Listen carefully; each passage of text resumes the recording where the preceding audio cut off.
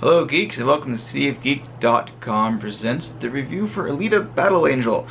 Cody and I went to see the film last night and I'm doing my video review here on the 14th, and Cody will be doing his unwritten review on the 15th, so if you're checking that any day after that, both reviews will be up there, so head over to cityofgeek.com to check out that review along with everything else we're working on. This is our podcast, Kim's True Crime Reviews, Cody's Dumpster Fire Reviews, and everything else we're working on, including Seen Them All, which I watched through a series of movies and talk about each of those. We have Lego already posted and the Pink Panther coming up, along with short takes, which is everything that we watch. We wrote a little review for. That way we have a little something for you to go on to, push, So check that out at cityofgeek.com if you're coming to us from anywhere but there. Welcome, and I'm Bob. Along with the way, we have Cody and Kim, who aren't here currently, as we talk about Alita. Alita is a 2019 science fiction action film directed by Rodriquez and written by James Cameron and Alita Keogridis. I am awful with names, so I do apologize for that. It is based upon a long-running manga series running since like 1990. I haven't read any of those, so I have nothing coming in exception of what I've seen in the trailers and what I generally know a little bit about the property, which isn't that much, to tell the truth. The trailers themselves have been kind of iffy, to be honest. Seems like kind of generic action with a weird CGI lead. But the movie itself, the CGI works really well. That's one of the best things about this movie. Before we get anything else, whether the positives or the negatives, I'm just going to say, on the whole, Alita Battle Angel was a great time at the movies. So let's get into what works, what doesn't, and all the details in between to let you know why you actually need to see this movie, and hopefully I can convince you if you're still on the fence. First of all, this movie is beautiful. The CG work is so amazing. It's some of the best we've seen in ages. The way everything builds, everything looks, and it comes together. Person to person, we have a world in which people are either still fully human, have some sort of prosthetics in different ways, or have mixed themselves with robots in a very cyborg way. Some people more than others, like the leader herself was just a brain with a robot body. Other people have a human face, some hair, a brain, and then a robot body underneath. And some people are some weird mixture of, sometimes a little kind of body horror in a way. And this all looks really cool. Some people have said in the trailers about Alita's eyes being too big and they're kind of taking you out of the movie. And if you're weirded out by that and that's going to take you out, this might not be the movie for you. But if you're totally cool with that and really want to see some awesome designs, come on in, because it goes full bore into those weirdness and that body horror and body modification. For instance, in the world there's this motor ball. I keep saying murder ball, but hey, same thing, because people do die and people get busted up.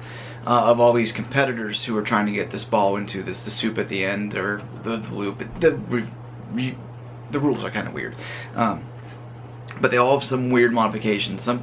Like there's one guy who's essentially just a car with a face on the front of it.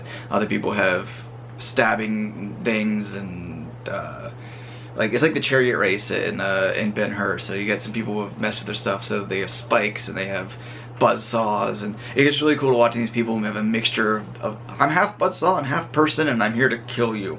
And that's really cool watching all these designs, and they merge really well. It doesn't just feel like they just made this in a computer and then threw a face on it, or like Ed Screen is just a face with some hair, his brain, and then his robot body. He's a bounty hunter in a series of bounty hunters within the film, and they all have some sort of modification to help them out with the bounty hunting. He has this weird little soul patch here. It's so, I wanted to grab it and rip his jaw off. But it looks really cool. It merges incredibly well. It never feels too uncanny valley like. A couple points they do in which, like, I know my brain knows this is made up, but already knows this is CG. But usually you're able to get past that pretty quickly. Some stuff still has kind of the sheen of CG on it, of this is untouched, this isn't lived in, but those are kind of few and far between.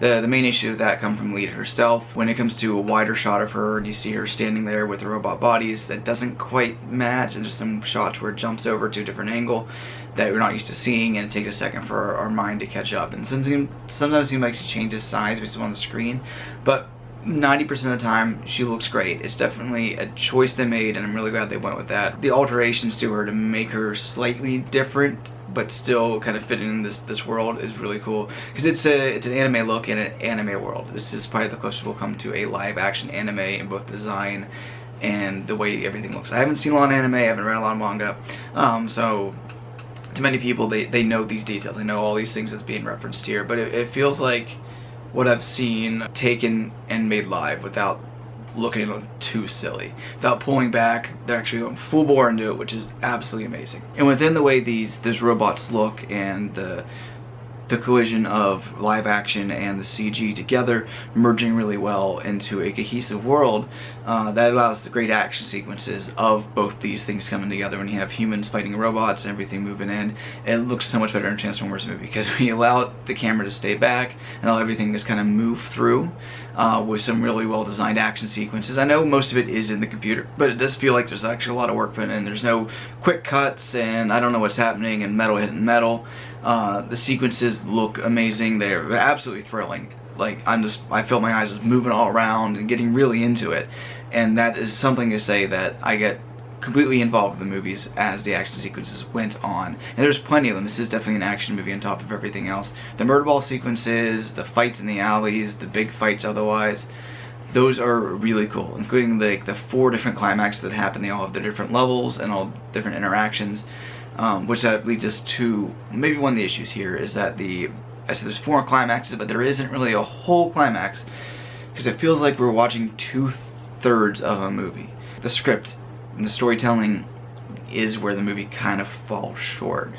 Besides being incredibly expositional, because we have Alita, who is a robot with no memory of her life up till now, so everyone's told of the world she lives in which she's living in a junk heap of Mexico City underneath this floating rich person city 300 years after the war. And she wakes, some people know who she is, they're trying to destroy her, but she's trying to figure out who she is, and there's all sorts of things going on there. I don't want to spoil the exact details of said plot, but it's still underwritten in a way in which Cameron is feeling like he's writing for movies 2 and 3, or more. I guess he's working 4 sequels to Avatar before the second one's even come out, knowing if it's going to fail or succeed. Just because the first one succeeded so well doesn't mean that this one will too. Now, of course, we're talking about Avatar there. Let's go back to Alita, in which Alita's kind of expected to fail, unfortunately. Expected not to win back its budget at all. There's been sorts of production delays. People are kind of off-put by the trailer, so not a lot of people might come out to see this, which is sad, because you're probably not going to complete the story. The movie ends as it's really kind of ramping up to continue on to a 3rd act, which you would have normally if we allowed it to just be its own movie, and then hope possibly we can continue on. A villain is set up throughout the movie that we kind of see a couple of times, in which we know he's really the mastermind here, and he's told so 100 times. But we end up having a small fight with an underling instead at the end. The underling being played by Mahershala Ali, who's an amazing actor who's allowed to kind of chew the scenery a little bit, but doesn't have a lot to do. Him and Jennifer Connelly are kind of sub-villains to the main villain. They're essentially there just to kind of be menacing and move the plot along. Oh, we need this to happen, so send this person to fight Alita. Send this person to fight Alita. Alita starts to figure out what's going on, comes to them, and they're incredibly underwritten. It feels like there are sequences with them that fill in their characters and fill in their portion of the world that we didn't get to see. So they're not quite the menace that the main villain in this type of movie should be. Instead, we get a lot of sub-villains. We get Ed Skrein as a competing bounty hunter who kind of just takes advantage of this. We get this Kowalski, I think his name is, a big hulking guy, voiced and faced by Jackie Earle Haley. But no one feels as filled out as a main villain in a piece like this should be. There are certain plot details and background information that's left as a giant question. Now, I don't expect every answer to happen in the course of a movie, but there's a difference between a little bit of mystery and then things that we know are going to be answered later. Questions that people ask each other in the movie. What's going on here? What's the history here? What's this? I need to figure out this for myself. And then when it's left hanging with the, oh, we'll get that next time, it's really annoying for an audience member, because we're not going to get that next time.